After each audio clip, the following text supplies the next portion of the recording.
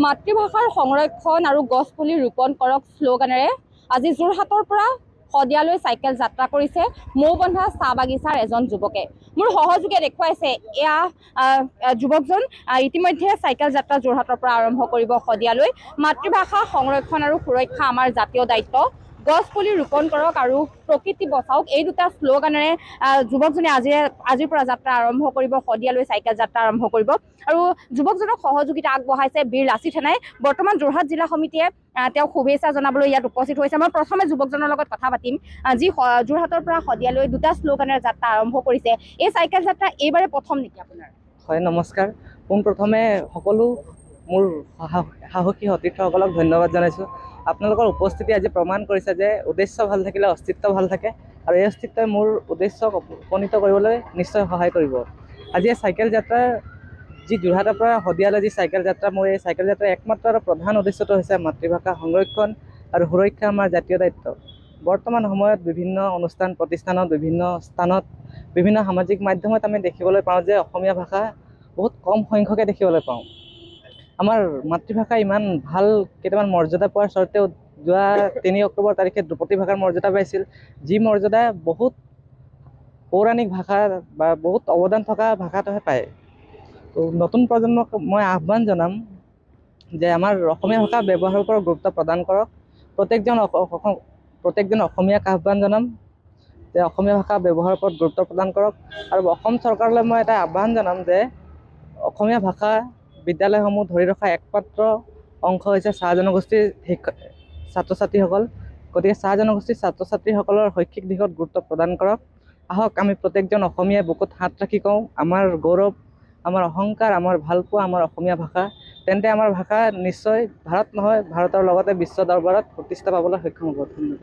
হয়, এক মহান উদ্দেশ্যলৈ আজি চাহ শ্ৰমিকৰ সন্তান আকাশে যাত্ৰা আৰম্ভ কৰিব। বীৰ লাচিত সেনাৰ যোৰহাট জিলাৰ সভাপতিগৰাকী আছে আৰু বীৰ লাচিত সেনাৰ সদস্যসকল আছে। মই কিছু কথা পাতিম। খুব এটা ভাল উদ্দেশ্যলৈ তেওঁ যাত্ৰা আৰম্ভ কৰিছে, আপোনালোকেও সহযোগিতা আগবঢ়াইছে। এই মুহূৰ্তত কি ক'ব? এই মুহূৰ্তত আচলতে এইটো ধমেশ্বৰ ৰহিদাসক আমি শুভেচ্ছা জ্ঞাপন কৰিছোঁ, ধন্যবাদ জ্ঞাপন কৰিছোঁ প্ৰথমতে, কিয়নো চলিত বৰ্ষৰ 20/2/2024 ফেব্ৰুৱাৰী মাহত প্ৰথম যাত্ৰা আৰম্ভ কৰিছিল, একে লক্ষ্য আৰু একে উদ্দেশ্য।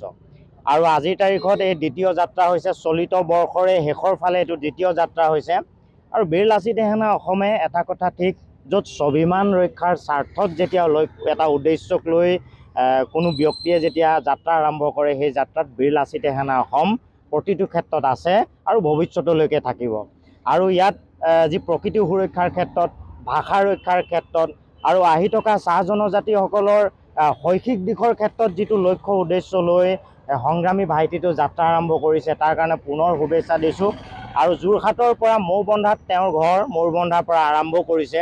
মৌবন্ধাৰ পৰা আৰম্ভ কৰি যোৰহাটত আমি একত্ৰিত হৈছোঁ। যোৰহাটৰ পৰা শদিয়ালৈকে যি যাত্ৰা, এই যাত্ৰাৰ পৰা থকা মেলাৰ পৰা খোৱাৰ যিটো ব্যৱস্থা, শদিয়ালৈকে বীৰ লাচিত সেনা অসমৰ সংগ্ৰামী সতীৰ্থই এই মুহূৰ্তৰ পৰাই বাট চাই আছে। আৰু আপোনালোকে দিয়া বাৰ্তাটোৰ যোগেদি তেওঁলোক অধিক সষ্টম হ'ব যে এওঁক শুশ্ৰূষা কৰিবৰ কাৰণে যিটো অধিক আগ্ৰহেৰে বাট চাই আছে। এই শুশ্ৰূষাৰ লগতে আমি এটাই অনুৰোধ জনাম যে যিটো স্বাভিমান ৰক্ষাৰ ক্ষেত্ৰত যে অসম চৰকাৰে ক'ৰবাত নহয় ক'ৰবাত দায়িত্ব পালন কৰাৰ ক্ষেত্ৰত ব্যৰ্থ হৈছে, যাৰ কাৰণে প্ৰতিটো ক্ষেত্ৰত আজি ৰহিদাসৰ নিচিনা নৱপ্ৰজন্মই প্ৰতিটো ক্ষেত্ৰত যে এটা কি কৰিছে, সজাগতা কৰি থাকিবলগীয়া হৈছে। এইটো কিয় হ'বলগীয়া হৈছে? আজি ধ্ৰুপদী ভাষাৰ স্বীকৃতি পোৱাৰ পিছতো অসমীয়া ভাষাক লৈ আমি কিয় প্ৰত্যেকবাৰে সজাগতা কৰিবলগীয়া হৈছে?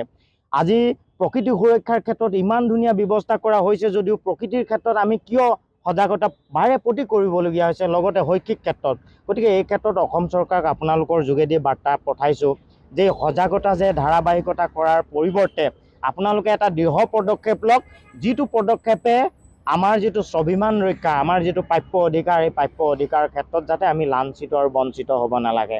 আৰু নৱপ্ৰজন্মৰ এটা আদৰ্শ আৰু আৰ্হিৰ প্ৰতীক হৈ ৰওক ধমেশ্বৰ ৰহিদাস, কিয়নো অসমীয়া বিভাগৰ এতিয়া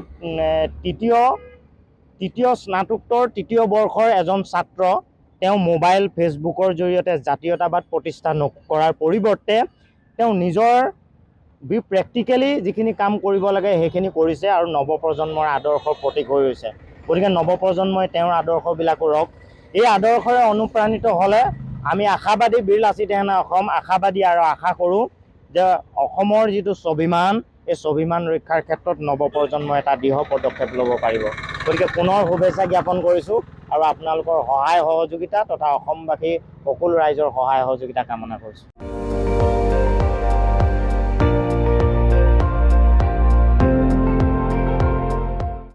আপুনি চাই আছে ND24, সৰ্বশ্ৰেষ্ঠ নহয় সৰ্বোত্তমৰ দৌৰত।